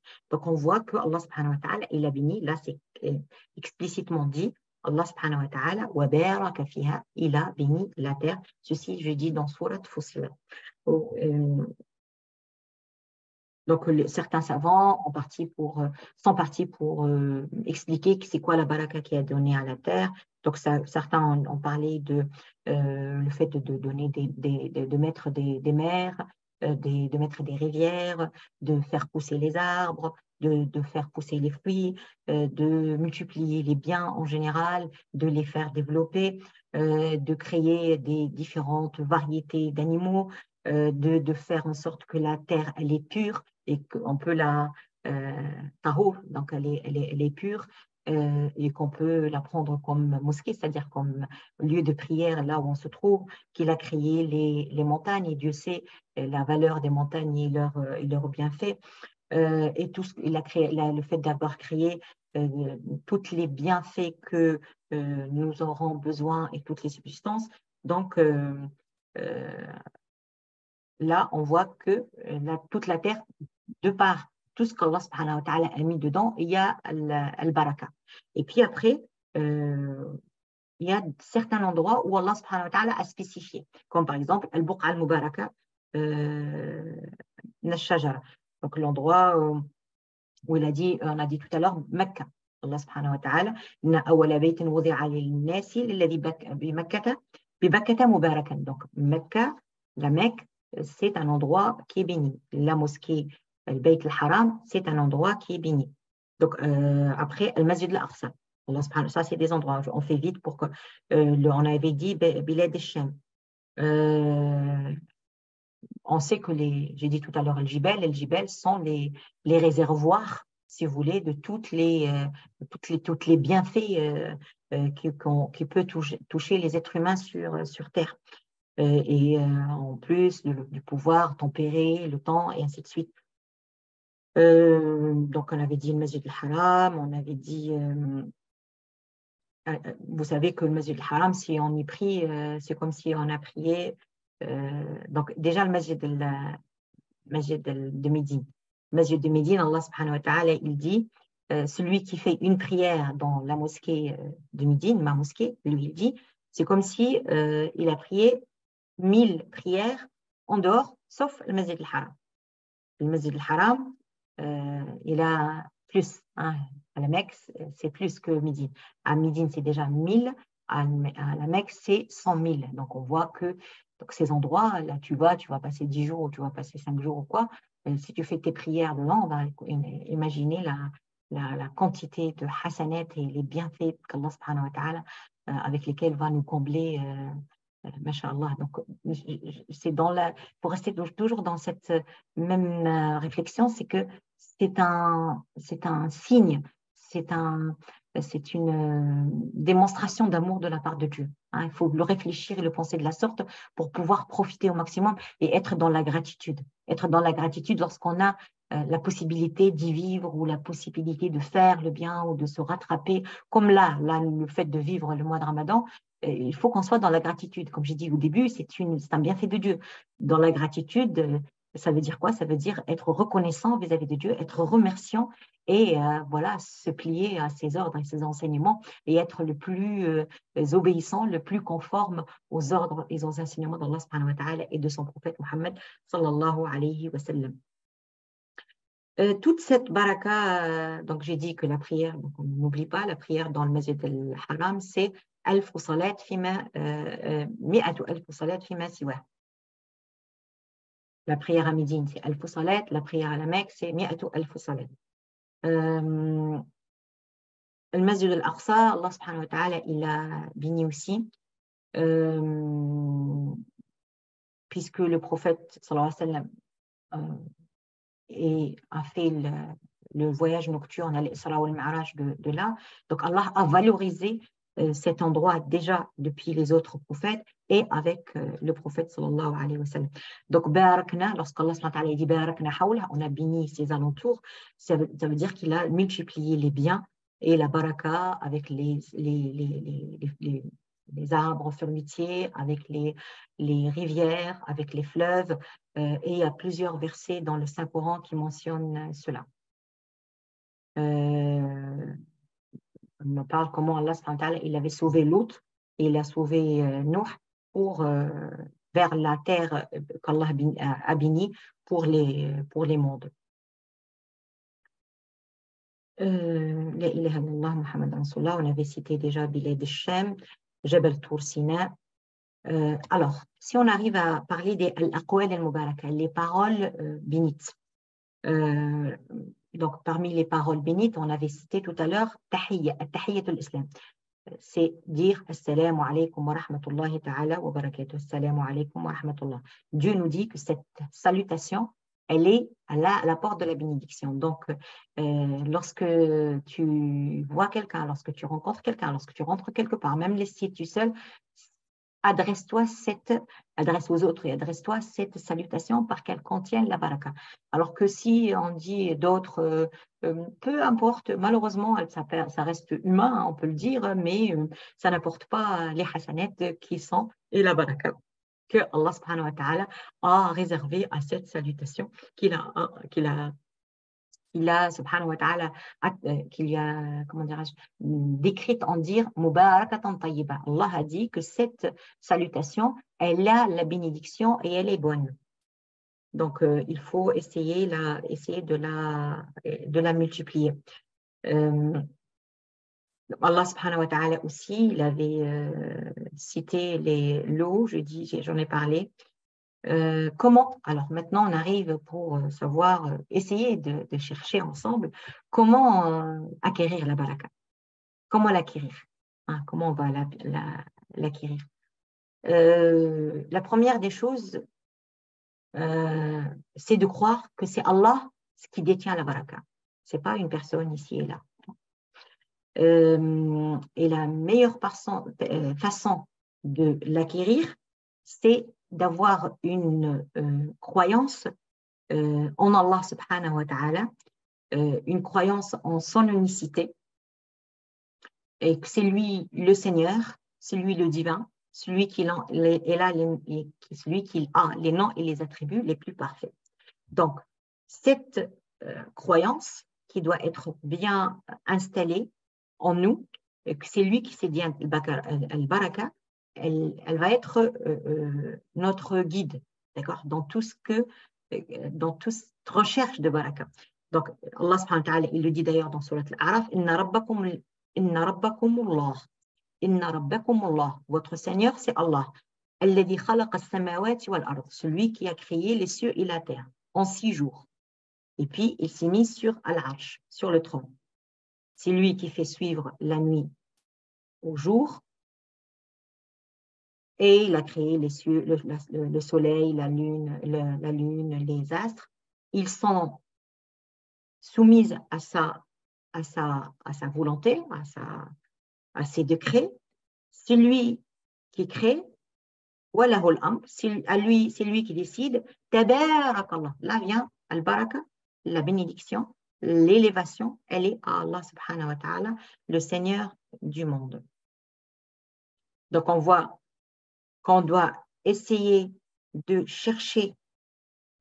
On sait que al-baraka, elle vient d'Allah subhanahu wa ta'ala. Donc notre i'tiqad, c'est à lui qu'on va lui demander, à pas une personne. Il ne faut pas aller dans un marabout, dans un temple ou dans un truc, on va aller chercher la baraka chez un mort. Non, ça ne peut pas se faire. D'accord? On va voir que ça peut se faire autrement. Alors, la méditation du Coran est une baraka, ou apporte la baraka. La méditation et la mise en pratique du Saint-Coran, c'est une source de baraka. Puisqu'Allah subhanahu wa ta'ala, il nous dit, c'est un livre qui a été révélé, Mubarak. Donc, il est Mubarak, il est source de baraka. À plusieurs reprises, on a plusieurs versets coraniques qui nous citent cela. Donc, on va chercher la baraka par la lecture et par la méditation du Saint-Coran. Et là, par la mise en pratique du Saint-Coran. Trois choses. On lit, on médite et on le met en pratique. La deuxième chose, par laquelle on cherche la baraka, ou la troisième, au début, c'est Allah qui la donne. La deuxième, c'est le Coran al-Karim, c'est source de baraka. Et la troisième, c'est suivre le modèle des gens qui ont la baraka. Et c'est qui sont ces modèles? Ce sont les prophètes et les messagers.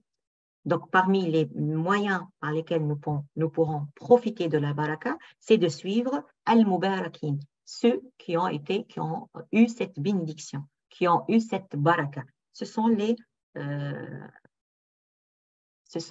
prophètes et les messagers. Et pour nous, bien entendu, c'est Muhammad sallallahu alayhi wa sallam. Donc, on a parlé tout à l'heure que dans le Coran, Allah subhanahu wa ta'ala avait cité plusieurs prophètes, notamment Nuh, Isa, Ibrahim, et qui leur a béni de leur famille et qui les a sauvés, ainsi de suite. Mais il a cité Muhammad sallallahu alayhi wa sallam où il a dit لَقَدْ كَانَ لَكُمْ فِي رَسُولِ اللَّهِ أُسْوَةٌ حَسَنَةٌ لِمَنْ كَانَ يَرْجُو اللَّهَ وَالْيَوْمَ الْآخِرَ وَذَكَرَ اللَّهَ كَثِيرًا. Et vous avez dans la personne de Muhammad sallallahu alayhi wa sallam l'exemple type, l'exemple à suivre pour celui qui veut la face de Dieu, qui cherche le salut de Dieu et qui cherche à être le salut le jour du jugement dernier, et celui qui fait le dhikr kathir, qui mentionne Allah subhanahu wa ta'ala abondamment. Donc la générosité d'Allah subhanahu wa ta'ala, elle est liée à notre degré de suivi des prophètes et de notre prophète Mohammed sallallahu alayhi wa sallam. Plus qu'on suit Mohammed sallallahu alayhi wa sallam, plus que ceci va attirer la baraka, va nous attirer la baraka. Donc parmi les moyens aussi, donc on suit Mohammed sallallahu alayhi wa sallam. Après, le quatrième, c'est veiller à s'exposer à la baraka. Comment ça? Parmi les moyens d'attirer le baraka, c'est aller dans les endroits qui sont mubarak. On a cité certains endroits, comme le Bayt al-Haram. Donc, on va essayer, le Masjid al-Aqsa aussi, pour ceux qui peuvent. Donc, aller dans les endroits où il y a la baraka qui est plus susceptible d'être présente que d'autres endroits. Donc, ces endroits, on sait qu'ils sont beaucoup de grande valeur. On va essayer d'y être si on a la possibilité, bien entendu. On va aussi profiter de certains moments. Zaman. Donc on a dit il y a des endroits, mais il y a des moments qui sont plus importants que d'autres. On a parlé de Laylatul Qadr, mais on a aussi toujours tous les jours avant le Fajr, le Sahar, on a le Jumu'ah lorsque l'imam il est sur le Mambar, on a le Jumu'ah, la fin de la journée juste avant le Maghrib. Il y a plein de moments qui sont importants pour attirer et pour demander al-baraka, qu'on va essayer pendant ces moments de développer les actes de bien, d'invoquer Allah subhanahu wa ta'ala, justement pour profiter de cette baraka.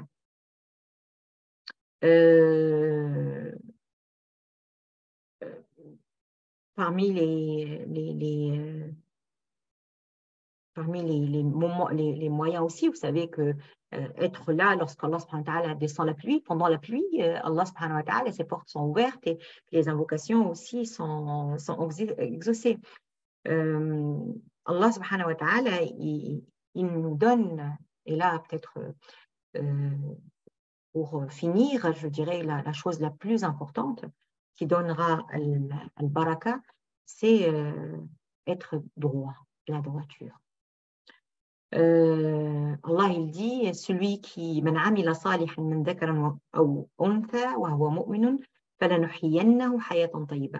Celui qui fait les bonnes œuvres, que ce soit une femme ou un homme, que celui qui fait les bonnes œuvres en étant croyant, que ce soit femme ou homme, on lui donnera une bonne vie. On lui donnera une bonne vie. On le fera vivre une bonne vie. Et lorsqu'on fait, on dit bonne vie, Inch'Allah, c'est une bonne vie dans cette vie ci-bas et dans l'au-delà. Et il avait dit, d'ailleurs, subhanahu wa ta'ala, lorsqu'il parlait des juifs et des chrétiens, il dit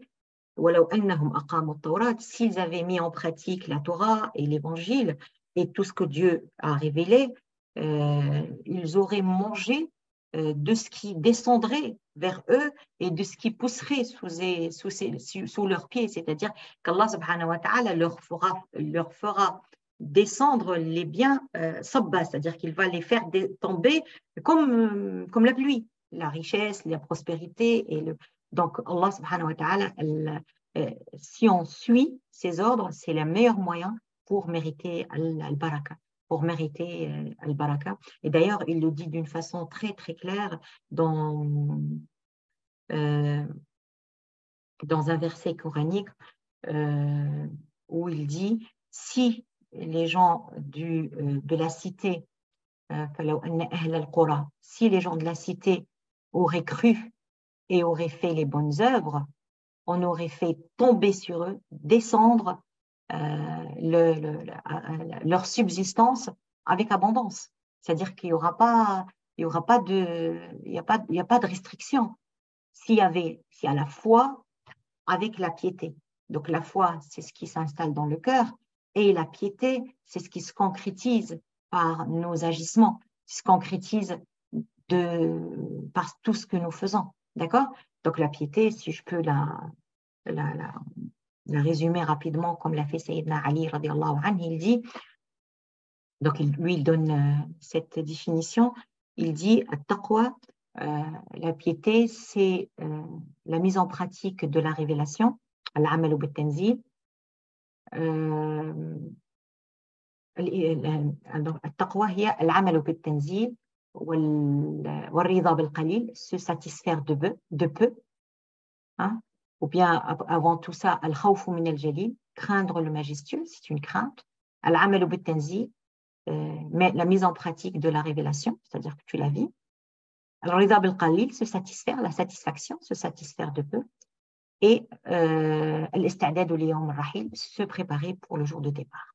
Donc si on a la crainte et l'amour d'Allah subhanahu wa ta'ala, du plus majestueux, et si on va mettre en pratique ce qu'Allah subhanahu wa ta'ala nous a révélé, ce qu'Allah subhanahu wa ta'ala nous a demandé de faire, la mise en pratique de la révélation.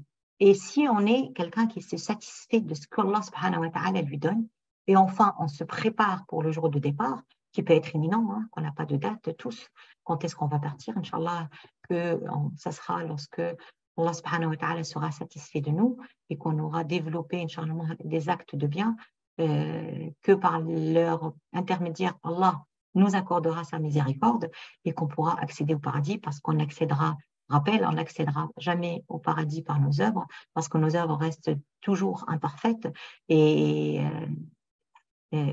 comment dirais-je, non suffisantes pour remercier Allah subhanahu wa ta'ala pour le moindre des bonnes choses qu'il nous a données, des bienfaits qu'il nous a octroyés.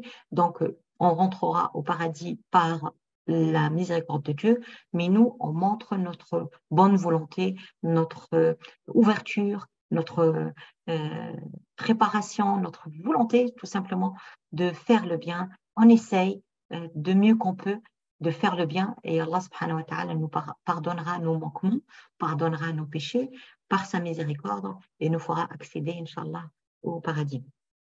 Donc, la droiture, c'est le meilleur moyen pour mériter al-baraka. Mais Allah subhanahu wa ta'ala nous a donné aussi quelques indices dans le Saint-Coran, lorsque dans Surat Nuh, il dit que l'istighfar, le fait de dire astaghfirullah, avec différentes formules qui existent, hein. Allah, son prophète, nous ont appris beaucoup de formules de istighfar, notamment Sayyid al-istighfar, Allahumma anta rabbi, la ilaha illa anta khalaqtani wa ana abduka wa ana ala ahdika wa wa'dika ma istata'tu a'udhu bika min sharri ma sana'tu abou'u laka bi ni'matika alayya wa abou'u bi dhanbi faghfir li fa innahu la yaghfiru dhunuba illa anta, par exemple, qui est le meilleur des façons de demander pardon, ou l'invocation de Sayyidina Yunus alayhi salam lorsqu'il était avalé par le grand poisson. Le gros poisson, il a dit La ilaha illa anta subhanaka inni kuntu minadh dhalimin, pas de divinité autre que toi, j'étais parmi les injustes. Et là, il y a une reconnaissance de l'unicité de Dieu et reconnaissance de son péché et de sa faute. Donc, dans cette reconnaissance, il y a une demande implicite de pardon et elle est très belle. Allah subhanahu wa ta'ala nous a dit que l'istighfar ouvre toutes les portes et donne la baraka. D'accord? Allah subhanahu wa ta'ala, il dit justement dans la sourate Nuh, استغفروا ربكم فقلت استغفروا ربكم إنه كان غفارا يرسل السماء عليكم مدرارا ويمددكم بأموال وبنين ويجعل لكم جنات ويجعل لكم أنهارا. Alors je vous ai dit, استغفروا, demandez pardon à Allah subhanahu wa ta'ala, faites du istighfar tout simplement. إنه كان غفارا, il est le grand pardonneur. Alors la forme grammaticale de Ghaffar, il y a Ghafour, il y a Ghafar, il y a Ghaffar. Là, c'est un Ghafour plus, hein, c'est Ghaffar, c'est pour accentuer sur le fait qu'il pardonne énormément. Il est disposé à pardonner. يرسل السماء عليكم مدرارا.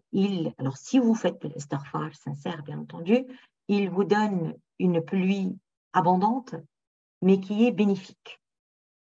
Et lorsqu'on parle de pluie, on parle de quoi? De prospérité. Donc, il vous donnera la prospérité. Il vous donnera ce qui fait de votre vie, ce qui donne à votre vie l'abondance, la gaieté, et ainsi de suite.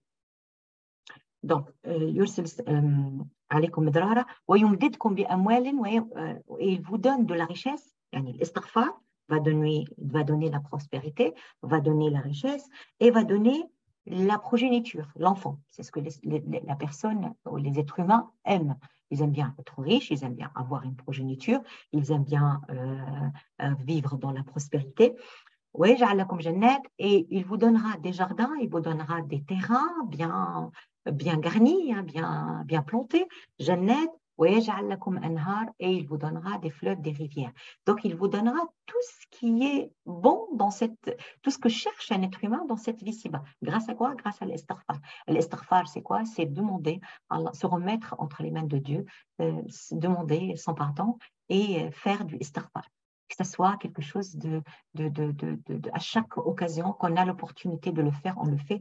C'est une source de bien. C'est une source de prospérité, c'est une source de bénédiction, c'est une source de baraka, c'est une source de résolution de problèmes. Celui qui a des problèmes, qui cherche à les résoudre, qu'il fait en sorte de multiplier l'istighfar et multiplier avec toutes les formules possibles en fait. Ça facilite. Si on a un problème, ça les résout, ça aide à les résoudre, pardon. Si on a c'est Allah qui résout, hein, mais par l'intermédiaire. Si on a une difficulté, Allah subhanahu wa ta'ala va la dissiper. Si on a une souffrance, il va aussi la dissiper. Donc Allah subhanahu wa ta'ala répond aux mustaghfirin, aux personnes qui demandent pardon. Et c'est parmi les moyens. Donc j'ai dit la droiture, la piété, comme a dit Allah subhanahu wa ta'ala,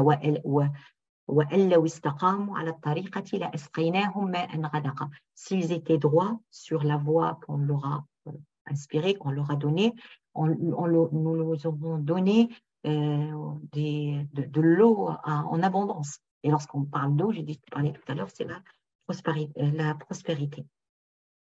Donc, al-barakat vient avec al-taqwa. il y avait pour parler comment la personne, lorsqu'elle est taqi, lorsqu'elle est généreuse, elle a taqwa, elle est là, et elle a la piété, pardon, lorsqu'elle a piété, elle est là, la baraka, elle est là. Il y avait deux personnes qui avaient un terrain avec des dattiers. Et le terrain était très abondant, était très grand. Et ils se sont dit, allez, on va se partager pour faire les récoltes. Un, il a dit, moi, je prends ce côté-là, et l'autre, il a pris l'autre côté. Donc, celui qui choisit en premier, il a cru que son côté, il était plus, et il était plus beau. Il y avait plus de dates, il y avait plus de récoltes dedans. Alors, c'était pendant le mois de Ramadan. Le premier qui a choisi, il a dit, moi, je vais faire la récolte, je vais ramener des personnes pour me récolter pendant le mois de Ramadan. Comme ça, il n'y a pas les pauvres qui vont venir, ils vont s'attrouper et ils vont prendre de mes dates. L'autre, il a dit, ben non, moi, je vais attendre après l'Aïd, Inch'Allah, je vais faire ma récolte. Le premier, il a fait sa récolte, il a tout mis dans des grands récipients, on les appelle les anabil, des grands récipients généralement en paille qui sont faits, et il les a rangés. Le deuxième, il a attendu après l'Aïd, il a dit aux habitants du quartier, voilà, tel jour, je vais faire la récolte, venez, si vous voulez venir, vous venez vous servir. Ils sont venus, il y a plein de monde qui sont venus, la récolte elle a commencé, donc dans l'histoire on dit qu'ils ont mangé tellement qu'ils ont rempli des grands, comme genre de couffin, je ne sais pas comment le dire, zenebil, c'est des grands récipients, en fait, mais en paille, rien qu'avec les noyaux de date, tellement qu'ils ont consommé. Il y en avait plein de monde, ils ont consommé énormément. Et il a pu mettre de côté énormément. Donc l'autre, il était jaloux. Et il a dit, moi, j'ai offert à personne, personne n'a pu venir manger, et j'ai moins que lui, comment ça se passe? C'est injuste, donc le partage n'était pas fait justement. Ils sont partis voir un juge, le juge lui a fait réciter donc, ils ont raconté l'histoire, c'est qu'un, il a fait pendant le mois de Ramadan pour justement préserver sa récolte et ne pas partager avec les autres. Et l'autre, il a attendu le mois de Ramadan, qu'il n'y a pas beaucoup de consommation, mais il a eu plus que le premier. Et là, le juge lui a fait réciter le verset de Ashab al-Jannah. Ashab al-Jannah, en fait, c'était des personnes qui avaient une belle récolte, et ils ont dit, on ne va pas la faire du jour, on va la faire de nuit. Comme ça, il n'y a pas des pauvres qui vont venir nous demander des dons, et voilà, on va préserver notre récolte, mais lorsqu'ils sont revenus, ils ont trouvé qu'Allah subhanahu wa ta'ala a tout détruit. Donc là, le juge, il a fait exprès de lui faire réciter ça pour lui dire, estime-toi heureux que Allah n'a pas anéanti toute ta récolte, que tu as pu encore quand même conserver. Donc, on voit que la générosité du deuxième, sa piété, la volonté de donner, cette générosité, elle est payante, elle est toujours payante. Donc, la bénédiction, elle y est il faut demander, il faut faire les doigts, les invocations, comme a fait le prophète sallallahu alayhi wa sallam. Justement, il y avait un monsieur qui était endetté par un juif à Médine. Le prophète, c'est du vivant du prophète Mohammed sallallahu alayhi wa sallam. Et ce monsieur qui était endetté, il est mort. Et il a laissé ses enfants et un de ses fils. Donc le prophète, il a proposé à ce juif de lui donner une partie de la dette en date, c'était en date, cette année, et la deuxième partie l'année d'après. Parce que sinon, la dette, elle prendrait toute la récolte. Le monsieur, il a refusé. Le juif, là, il a refusé. Il a dit non, je veux tout cette année. Et ce terrain, il est partagé en deux. Un qui est plus petit que l'autre. Donc, le prophète, sallallahu alayhi wa sallam, il a dit, bah, vas-y, on va faire la récolte. Le prophète était présent. Et ils ont commencé à ramasser, à remplir les sacs de dattes sous les palmiers. Ils ont commencé par le petit terrain. Et le prophète, il n'a pas cessé de demander la baraka, d'implorer la baraka d'Allah subhanahu wa ta'ala, au point que lorsqu'ils ont pesé, rien que le petit côté qui était normalement, j'ai dit tout à l'heure, excusez-moi, que les deux parties suffisait à peine la dette, rien que la petite partie, elle a suffi à remplir les sacs de dattes et de peser ce que le monsieur, le juif, demandait. Donc, on voit que dua, donc l'invocation d'Allah subhanahu wa ta'ala, elle nous donne al-baraka. On a besoin de baraka pour notre temps, pour pouvoir, lorsqu'on a la baraka dans le temps, on peut faire des choses beaucoup plus, plus importantes qu'on peut faire dans un temps réel, le temps qui est béni, parce que la baraka arrive, tu es capable de faire beaucoup de choses en peu de temps. Et ça, on demande à avoir cette baraka pour développer beaucoup de choses, pour faire des choses pendant notre vie, pendant notre journée. Le prophète conseille al-Bakour, conseille de commencer à œuvrer, même pour son travail, pour le commerce, pour tout, al-Bakour, tôt, parce que Allah subhanahu wa ta'ala a mis le baraka dans al-Bakour, a mis le baraka dans le matin tôt, donc utiliser ces moments-là pour demander al-baraka et pour œuvrer, commencer. Lorsque, commencer tôt pour avoir cette baraka, essayer de travailler pendant les moments les plus propices et justement commencer tôt. Donc, j'ai dit qu'on a besoin de baraka dans notre temps. On a besoin de baraka dans lorsqu'on dit temps, c'est notre vie. On a besoin de baraka dans notre richesse pour qu'elle se développe. On peut en faire. Des fois, il y a des personnes qui ont moins, mais qui peuvent faire beaucoup plus de choses que des personnes qui ont plus. Parce qu'il y a la baraka d'Allah subhanahu wa ta'ala, c'est ce qu'on demande. C'est que Allah, lorsque tu fais une sadaqa, par exemple, Allah, c'est vrai qu'on dit que la sadaqa, elle ne diminue jamais une richesse. De point de vue numérique, oui, j'avais 100, j'ai donné 10, ça va rester 90, mais de point de vue moral, elle pèse plus parce que Dieu, subhanahu wa ta'ala, il va la bénir, il va me permettre de faire beaucoup de choses avec et il va lui donner plus de valeur. Il va repousser aussi du mal ou des choses qu'on m'aurait demandé des dépenses excessives ou autres. Allah, par la baraka, il va me repousser de nous tout mal, Inch'Allah. Donc, on a besoin j'ai dit, on a besoin de baraka dans notre temps, on a besoin de baraka dans notre mail, on a besoin de baraka dans nos enfants.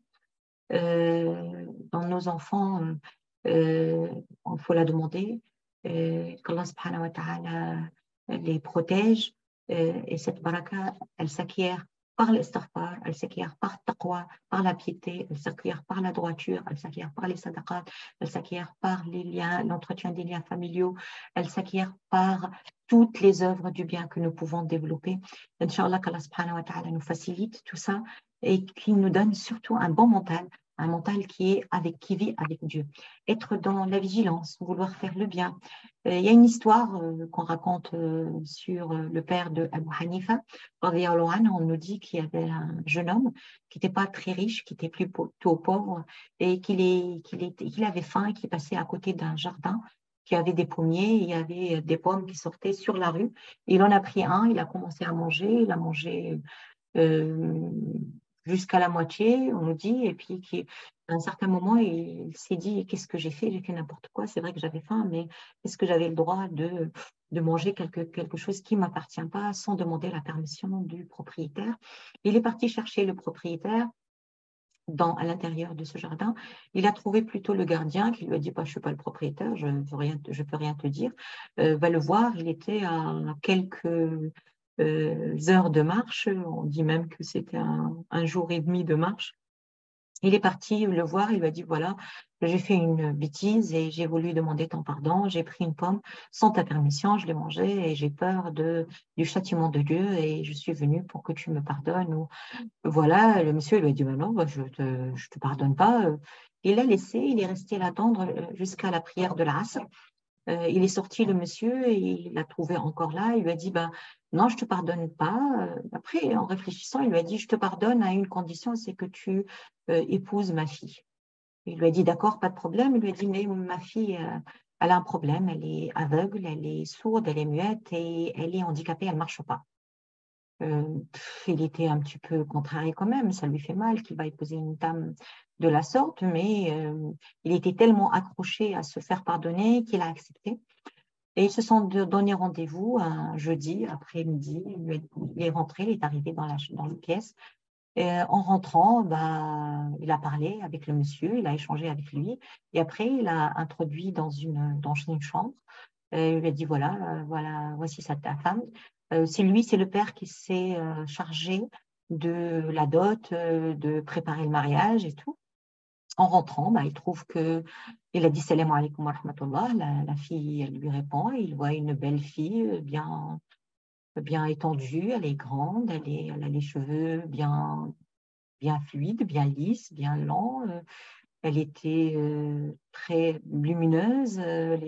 Il était étonné, et elle a compris, elle avance vers lui. Elle n'est pas handicapée comme son père lui dit. Il était un peu dérangé, il ne savait pas quoi dire.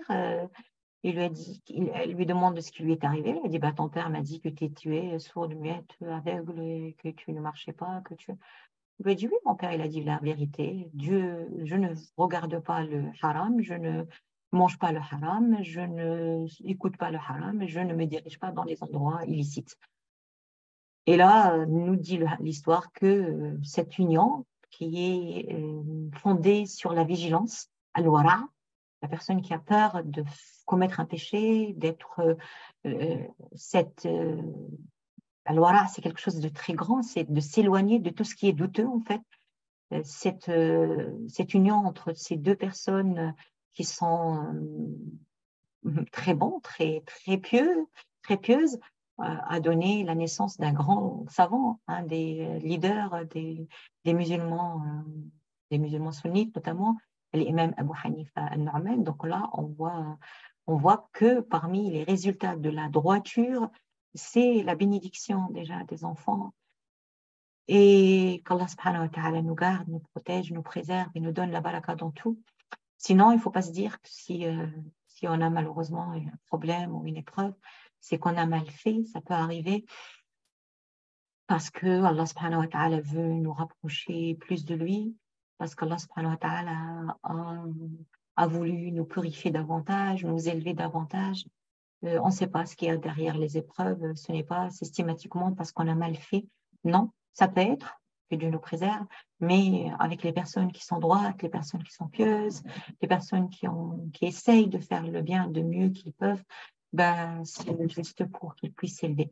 Qu'Allah subhanahu wa ta'ala nous élève, qu'il nous donne la capacité de faire le mieux, le bien, d'être meilleur, de s'élever, de mériter al-baraka dans la vie, dans notre temps, dans notre richesse, dans nos enfants.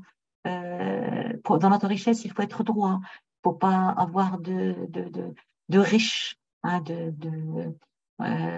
tu vas pas montrer une chose et tu caches une autre. C'est d'être de la loyauté avec les associés, tout ça, c'est-à-dire avoir une bonne démarche, être pieux, tout simplement, être quelqu'un de bon, de bien, bah, ça finira par payer avec la bénédiction d'Allah subhanahu wa ta'ala qui va multiplier notre richesse, qui va donner à notre vie, on va donner une vie plus longue par les biens qu'on va pouvoir développer dedans, va nous donner des enfants pieux qui sont la meilleure des richesses. Un enfant pieux qui implore Allah subhanahu wa ta'ala pour toi, pour moi, pour nous, Inch'Allah. Voilà rapidement, mais c'est pas rapidement, ce que je pourrais dire à propos de baraka. On pourra encore en parler plus, mais voilà, je crois que j'ai fait un petit peu le tour.